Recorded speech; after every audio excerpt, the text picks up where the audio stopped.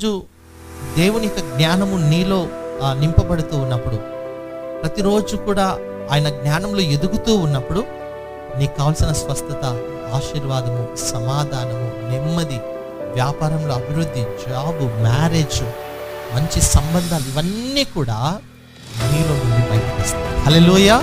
వీటిని మనం కలిగి జీవిస్తూ ఉన్నాం. హల్లెలూయా. ఇవన్నీ కూడా ఈ వాక్యంలోనే ఉన్నాయి.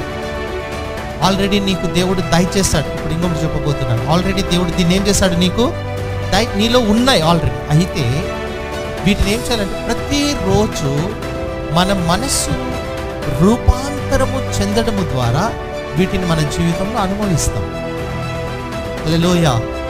యేసు ప్రభువుని అంగీకరించిన ప్రతి వ్యక్తికి ఉన్నాయి, 100% ఉన్నాయి. ఎందుకంటే వాక్యం మార్చలేము.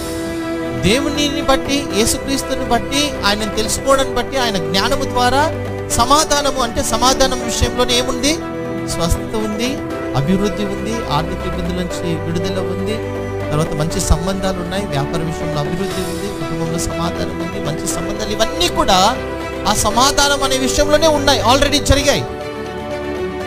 మొదటి వచనం. మూడవ వచనం వచ్చేసరికి ఇవి విస్తరించును గాక.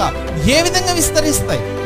నేను కలిగి ఉంటే నా జీవితంలో ఇవి కనపడడం లేదే, కలిగి ఉంటే నాకు కనపడడం లేదే బ్రదర్, మరి నాకు పిల్లలు కావడం లేదే, నాకు ఉద్యోగం రాలేదే, నా ఆర్థిక పరిస్థితి మారలేదే, నా పరిస్థితి అలాగే ఉందే, నేను ప్రతిరోజు ఏడుస్తూ ఉన్నానే, ప్రతిరోజు బాధను అనుభవిస్తూ ఉన్నానే.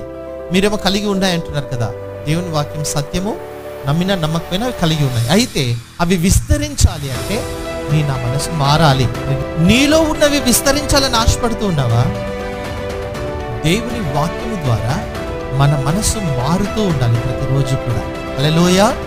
ఎప్పుడైతే మన మనసు మారి రూపాంతరం చెందుతుందో, ఆ కలిగి ఉన్నవన్నీ కూడా నేను పూర్తిగా 100% గ్రహించగలుగుతాము, 100% అవి ఉన్నాయని విశ్వసించగలుగుతాము, వాటిని అనుభవిస్తూ జీవించగలుగుతాము. హల్లెలూయా.